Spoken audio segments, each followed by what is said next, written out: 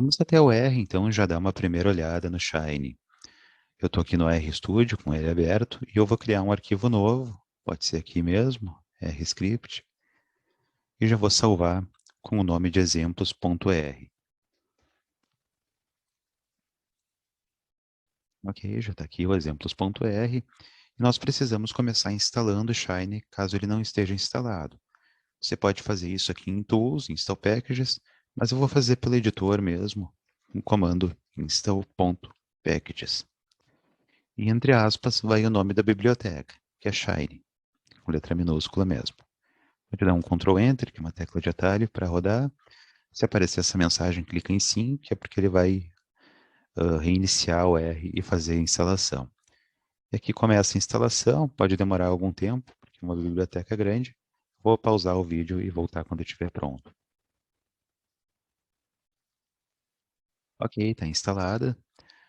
E para usá-la, nós precisamos primeiro carregar a biblioteca. Para isso, nós usamos a função library e o nome da biblioteca, Shine, Ctrl Enter, e pronto, está carregada a biblioteca. Agora nós podemos começar já a usar. E o que nós vamos ver aqui são só exemplos de aplicações já prontas no Shine. Não vamos ver código nem nada disso. A gente só vai ter uma ideia de como são as aplicações no Shine.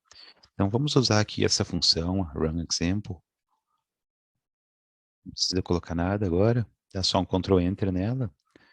E essa função mostra para nós algumas aplicações que já estão prontas. Essas 11 aplicações aqui que servem de exemplo.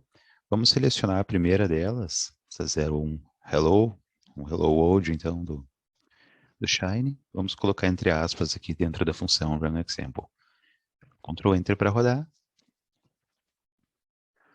E uma aplicação web do Shine é assim quando rodada localmente. Abre essa janela aqui e aqui aparece a aplicação. Nós estamos vendo aqui, então, um histograma de tempo esperado, de algum conjunto de dados, e a interação que o usuário pode fazer com esse histograma é definir o número de bins. Bins são essas barras aqui. Então, como está definido em 30, aqui aparecem 30 barras. Esse elemento aqui se chama slider. É um widget, né, uma opção que nós temos para colocar para que o usuário consiga definir o número de alguma coisa. Aqui, então, o número de barras, vamos trocar de 30 para um tamanho mais contável aqui. 8, tá bom? E dá para ver aqui 4, 5, 6, 7, 8 barras, conforme nós definimos. Uma aplicação bastante simples, mas bastante interessante aqui, em que o usuário pode determinar, então, o tamanho de barras e o histograma se atualiza após a definição do usuário. Aqui embaixo aparece a aplicação termina aqui, está dentro dessa parte mais branca, e aqui embaixo é exibido o código dessa aplicação. Por enquanto nós não vamos ver código mesmo, mas é só mais ou menos para você ver como é uma aplicação no Shine, como é o código de uma aplicação no Shine. Tudo isso que está com essa hashtag na frente, esse joguinho da velha, é comentário. Então, se for ver o que é código aqui mesmo, talvez não dê nem 20 linhas de código, e com essas 20 linhas de código já foi feita uma aplicação como essa, um gráfico que o usuário tem ainda algum tipo de interação. Vamos ver um outro exemplo, vou fechar aqui. Vamos ver esse terceiro aqui, 03 de Activity. Substituir, dá um Ctrl Enter. Aqui já tem uma quantidade de interação maior para o usuário. Essa parte, esse layout que nós estamos vendo aqui é igual ao layout anterior, é um layout bastante utilizado, que fica com uma barra lateral aqui e um painel principal, ou melhor dizendo, um painel lateral e um painel principal. No painel lateral, o usuário define o que ele precisa definir, aqui no caso, caption, escolher um dataset, número de observações. E no painel principal é exibido tudo o que precisa ser exibido de acordo com as definições do usuário. Então, a parte do painel lateral fica para o usuário, bastante intuitivo, ele sabe aqui o que ele vai ter que fazer, e o painel principal mostra aquilo que deve ser exibido de fato. E aqui nós temos uma aplicação que ela lê um dataset, no caso esse rock aqui, e mostra o sumário desse dataset. Então são 4 colunas, 4 variáveis para esse dataset, e ele está mostrando a descrição de cada uma dessas variáveis. O valor mínimo, o primeiro quartil, a mediana, a média, o terceiro quartil e o valor máximo para cada uma das variáveis. E aqui embaixo é exibido o próprio dataset, o próprio conjunto de dados, no caso, as 10 primeiras observações. E é isso que o usuário pode definir aqui. Nessa primeira caixa de texto, ele coloca o data summary, que é o título, no caso. Vamos trocar aqui para meu título. E já foi substituído ali. Nessa segunda opção, isso aqui é uma select box, o usuário seleciona o dataset. Vamos trocar para o CARS aqui, que é um dataset bem famoso, do R, dataset com duas variáveis, speed e a distância, velocidade e distância. Aqui, então, o sumário das variáveis. E aqui, a exibição do conjunto de dados das 10 primeiras observações.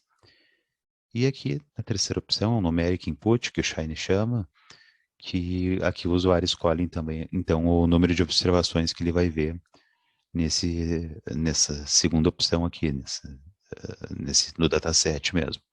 Vamos trocar aqui para 5, digamos, e também é atualizada na aplicação. E aqui embaixo também o código do app. Então, nesses exemplos que nós vemos aqui, nesses 11 exemplos, sempre exibida a aplicação e também o código do app. Se você quiser usar alguns desses exemplos como modelo, você pode pegar aqui o código sem nenhum problema. Notem que esse é todo o código, está num arquivo app.r e aqui embaixo está o código inteiro. Como nós vimos, um código com poucas linhas, quase tudo aqui é comentário, e tudo num arquivo só, o app.r, só isso já é o bastante para fazer a aplicação funcionar. Vamos ver ainda mais algum outro exemplo. Vou voltar lá.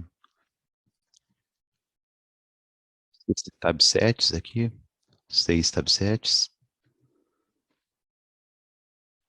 Vou Enter.